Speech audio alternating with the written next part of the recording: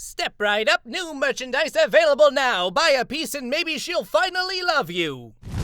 Greetings, adventurers, and welcome back to the Den of the Drake. Other dragons hoard gold, while I hoard internet cringe. Now, if you've ever thrown a set of dice into dice jail without giving them a proper trial, be sure to hit that like and subscribe button. One of the most common plot lines in role-playing games is the heist. The gist is simple. Players need to get a thing, someone doesn't want the players to get the thing, and the players gotta figure out how to get the thing despite the person who didn't want them to get the thing. Boom! You got a plot hook. Well, it's not that simple.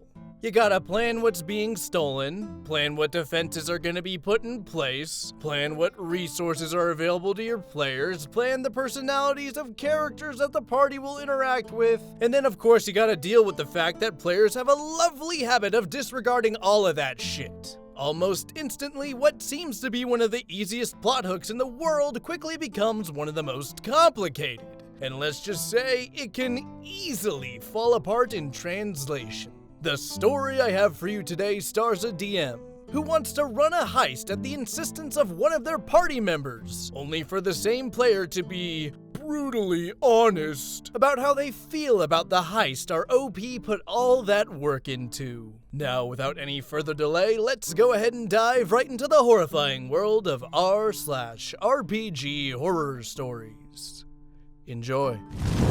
This week's story comes from viewer D-Dum-Dim and is titled The Heist That Deflated with a Whimpering Fart Sound. This is the story about how a problem player was ruining my main campaign, so I took a break from that campaign to do a mini-campaign. And then that same problem player ruined the mini-campaign because my stupid chimp brain couldn't comprehend that he was the problem. So let's jump into it. I was having trouble in my main long-style campaign. We were 21 sessions in and my party was not getting along. The characters hated each other, there were threats being tossed left and right, and I was railroading to hell and back because I couldn't comprehend letting the players do more than Mass Effect dialogue choices. Bad times were had. My frustration culminated in me recognizing that I needed to take a step back from this campaign, and I wanted to do something different. When I expressed this to my players, they supported me and said that they would play whatever I ran. Jormbo, a person who has a long-running stain on my personal D&D history, suggested that we play in the same world that I had made, but in a different place. Okay, that's cool. We'll play in the same place that I foreshadowed to them many times, and they've all expressed an interest in visiting. But it was all the way across the continent. A lawless anarch town, all kinds of crazy wackiness can happen there. I asked what they wanted to play as I didn't want to do a one-shot. I wanted a mini-campaign, a 4 or 5 session long little adventure in its own self-contained bubble of playtime. Jormbo suggested a heist. Man, that'll be fun. I have no idea how to write out a heist story, but that's fine. I can let the players figure out what they want to do and how they want to prepare for it. I told them all to prepare characters, and they, did. My partner made Poppy, a Sverfneblin artificer with a gambling addiction who needed a payout so she could relieve herself of her debts. Our third player made Vorther, a dragonborn barbarian who had the worst gimmick I had ever seen. A Bruce Banner/Hulk type, but his Hulk side was just a gigantic childish idiot who liked to fart and scream while carrying a lance everywhere. Then finally, Jormbo made a rogue. But he didn't want to be dexterous, oh no, he wanted a strength rogue. So I made him a custom subclass of Thug Rogue. He wanted to be a Goliath psychopath who just liked killing. And that was his whole character, just a big ol' murderer. So that's our, heist team. Not great. Really, only one of them recognized the assignment, and there really wasn't any communication despite us all sitting down and discussing heist stuff, but it's fine. I didn't plan a big, epic, sweaty brow test of precision and skill. It's still D&D, baby! So I planned out the heist. They were going to steal a cake from a local mob lord who was trying to get in pretty with the king after his inauguration, which, in this town, was just the winner of the local tournament. An ogre named Mungo had won for the past 11 years, and this mob boss was an up-and-coming crime lord looking to secure his place in the city so that he could spread his operations from the safety of its walls. The cake needed 8 hours to be made, and would be prepared the day before the king arrived. So they needed to skirt the window of stealing the cake in a time frame where the mob boss doesn't have time to bake another, but close enough where they might not even realize the cake was swiped, so it'll be extra humiliating for him. Also, the guy who hired them wanted the cake in one piece, so he can eat it all himself. The players loved the concept. A heist to steal a cake was just the kind of fun that they wanted to be a part of, and for the most part, things went pretty well. They started making contacts with people who had blueprints for the mob boss's manor. They were getting in contact with the local tech junkies to make a way to transport the cake unscathed, and they were scoping out the route of egress to make sure that they would be able to shake off any pursuers. They, of course, met some friction from other crime factions, and even from a faction of wannabe cops who wanted to bring the glory of law and order to the city. The first session went off real well, despite some quirks and hitches. It seemed like they were all ready to come back and start putting some other plans in place. Then Session 2 happened. No, I'm sorry, I misspoke. Session 2 had not happened yet. Session 2 was literally just starting. I asked everyone, as I do every session, what happened in the last game we played, and they gave me a recap. And just as I was about to say, "Alright, you guys are here, and this just happened. What you wanna do?" Jormbo speaks up. "Yeah, hopefully we can finish this today. I'm bored with this already." Ooh, that hurt to read. There is nothing more demoralizing to a DM than the phrase, "I'm bored."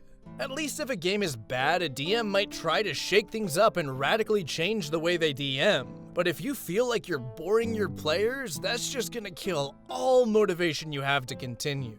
Which totally sucks because I see that this DM has a decent amount of self-awareness. Their opening line about areas that they need to improve on and how they stepped away from their campaign shows a surprising amount of maturity for someone who's consistently using Reddit. But as a DM, it is so important to remember that there are other players at the table. The feelings of one player should not automatically affect the opinions of everyone else. And dwelling on what one person said about your game is never productive when 3 to 6 other people might feel differently. Based on what OP wrote, it's pretty obvious that they don't think that 2 out of 3 of the entire party meshes well with the game they want to play. And it's up to them to use open communication to communicate that to them. If you go into a game with resentments before the first die is even thrown, then that's just a recipe for disaster. No matter what RPG system you're playing, open communication is going to be key to having a good time. And OP's gotta use that open communication to do 2 things. 1, get a read on how each of their players are feeling and communicate their own thoughts. And 2, tell Vorther's player to prepare for his character's rapidly approaching mercy killing. Now mind you, it's not a mercy for Vorther, it's a mercy for everyone who's gotta share a table with that god-awful character. It was a really painful arrow through the heart, I'm not gonna lie. I asked what he meant and if that was in character or what. He reaffirmed that, yeah, he's bored. In fact, he doesn't understand why this is going on any longer than a single session. A heist shouldn't take that long. I was baffled. Poppy and Vorther defended me a bit, reminding him that it was his idea to do this, and that I wanted to do a multi-session thing, and that a grand chunk of all heist movies is actually the setup. He brushed it off and said, "Yeah, I don't want to make a whole thing of it. Anyway, continue." Kinda lost all the wind in my sail after that. I went from excitedly trying to flesh out different crime bosses and factions for them to make deals with to just, well, I prepped the manor map and then rushed them along. We were done by the 3rd session and it really sucked. I never got an apology either. I told him that it hurt, and he told me that he was just being honest, and that if he lied, it would have just been more painful for me. When I write this out, it all seems so small, but in the moment it felt like such a blatant piss in my mouth. He didn't express to me in between sessions anything other than Vorther's character being annoying. So it's not exactly like I saw this coming. In the end, it was an adventure that Poppy and Vorther look back on fondly. But whenever I think of it, I just think of that moment and how much it crushed not only my desire to run the fucking thing, but also ruined my confidence as a DM for a very long time. Anyway, Jornbo is long since kicked for being a piece of shit in a variety of ways. But this experience still was not the eye-opener that I needed, that this person, who had been my friend for 15 years, was actually a poison in my life. Thank you for reading, and I hope if this happens to you, you've got the confidence and willpower to just f***ing punch them in the mouth. End of story. So that little line about how OP is a bit more mature than your average Redditor? Yeah, I take it back. Don't assault people because they hurt your feelings in a pretend dice rolling game. The best way to get punched in the mouth is to try and punch someone in the mouth. And you're not gonna look nearly as tough as you think you do on the internet when you're lying face down in a pool of your own blood and teeth because you couldn't control your little baby feelings and you caught some hands that were rated E for everyone. OP's little tough guy moment aside, I really felt this one. Jornbo seems like a real toxic person. You know, like someone who takes pride in being brutally honest, but actually just ends up being a massive chode. I'm rereading this, and no wonder Jornbo got bored. It's their own fault for making a strength-based murder hobo rogue that they forced the DM to homebrew for them for a plot hook that practically screamed, "Please make a regular fucking rogue, your goal is literally to steal shit." Now before we go, let's take a look at this week's Gallery of the Drake. This week's fan art comes from viewer Little Cake Friends and depicts the majestic Drake himself, forever immortalized in traditional Japanese washi art. Fun fact for the Japanally challenged like me, wa means Japanese, and shi means paper. The piece is gorgeous, but I kind of find myself thinking back to that scene from Star Wars where they froze Han Solo in carbonite. No. Whatever you do, don't preserve me in a traditional Japanese art form. People are gonna think I'm a weeb.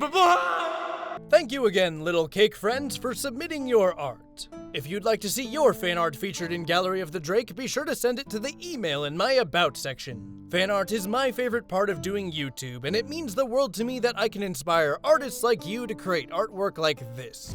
With the story over and artwork displayed, we're gonna go ahead and wrap up. If you enjoyed the video, be sure to like, comment, and subscribe. And if you feel like supporting the channel further, my Patreon and merchandise links are in the description. I would like to thank you all for listening, and I hope to see you next time in the Den of the Drake.